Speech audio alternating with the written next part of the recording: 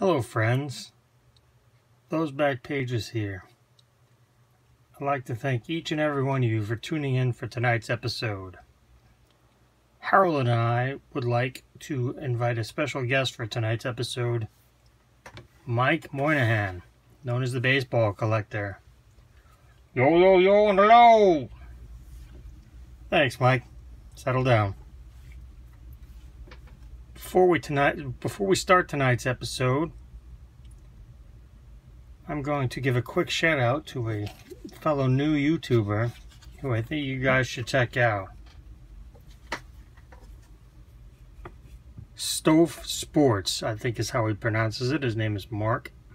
He's currently at 42 subscribers. He is quite impressive. I like his video style. I think you will as well. He could be the next, dare I say it, Bob Lewis. Could be.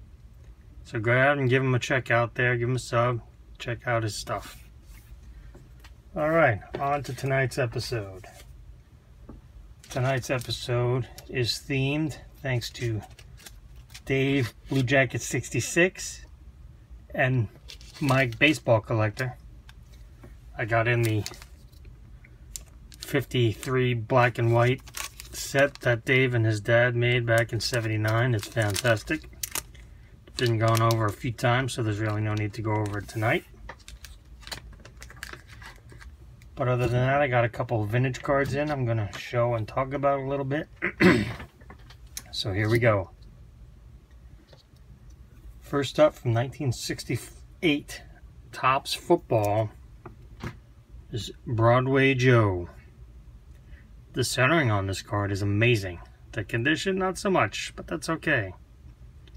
Purchased raw, paid a fair price for it, but I really enjoy the centering, so it presents really well.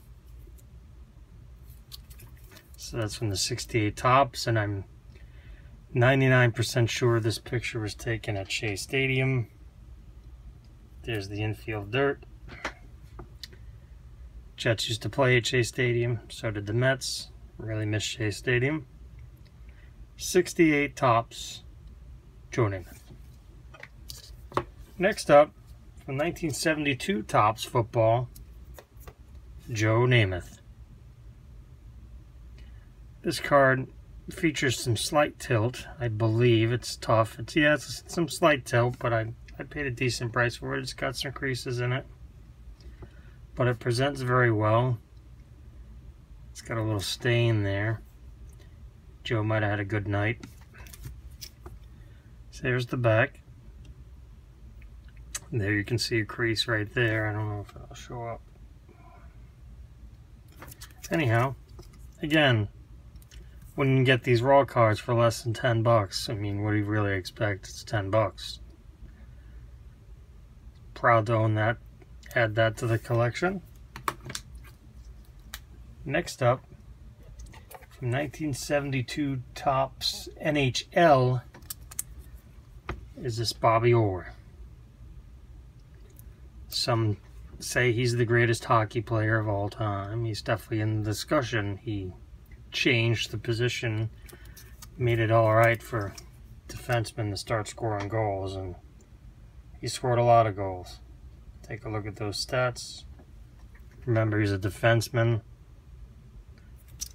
Defensemen used to just stay at home and play defense. But yeah, so I picked this up raw.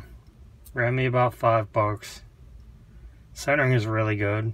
Really happy with this card. Obviously the O-Pee-Chee would cost more. O-Pee-Chee is like the Canadian version of Topps. So it's the go-to of choice for vintage hockey. It's 1972 Topps Bobby Orr.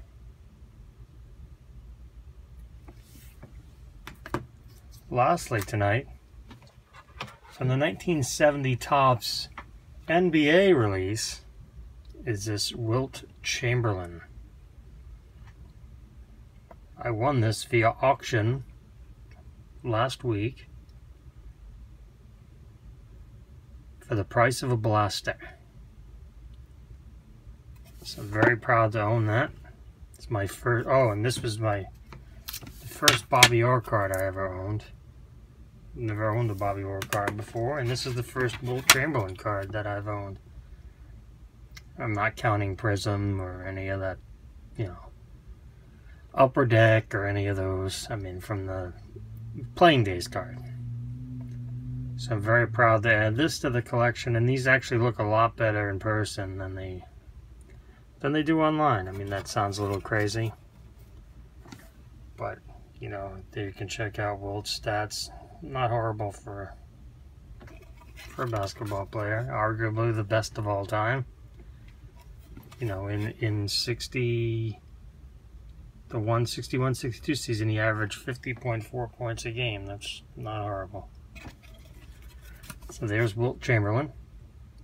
So yeah, and in the new Lighthouse flip, and looks really good.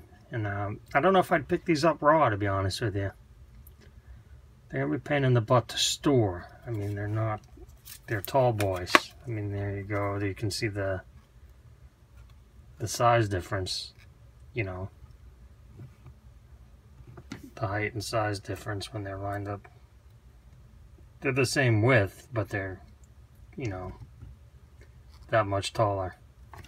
So they're named the Tall Boys, which I'm surprised they made these, actually. I mean, basketball's a little odd because Topps made basketball cards in '57. Then they stopped. They didn't make basketball again. 99%. They didn't make basketball again until '69. In '61, Fleer made basketball. So there's a '61 Fleer Wilt rookie. A '61 like in-action card for Wilt. And then there's nothing until '69. It gets worse for Bill Russell. There's Bill Russell's rookies, 57 Topps. And then he's in the '61 Fleer and he has a '61 in action, and that's it. So it gets pretty slim pickings for basketball, which, you know, is ironic now because basketball is probably, baseball is probably still number one, but globally basketball is it. I mean, that's it is what it is. So there you have it. Video's running a little long. I got some modern to show off next video. Some shine, some shiny. So that's gonna be it. So Harold and Mike and myself, we thank you for tuning in for tonight's episode. We hope you learned something. We hope you enjoyed yourself. As always, you matter. Always learning. Keep learning. Share your knowledge. Get ready for Chicago. And keep collecting.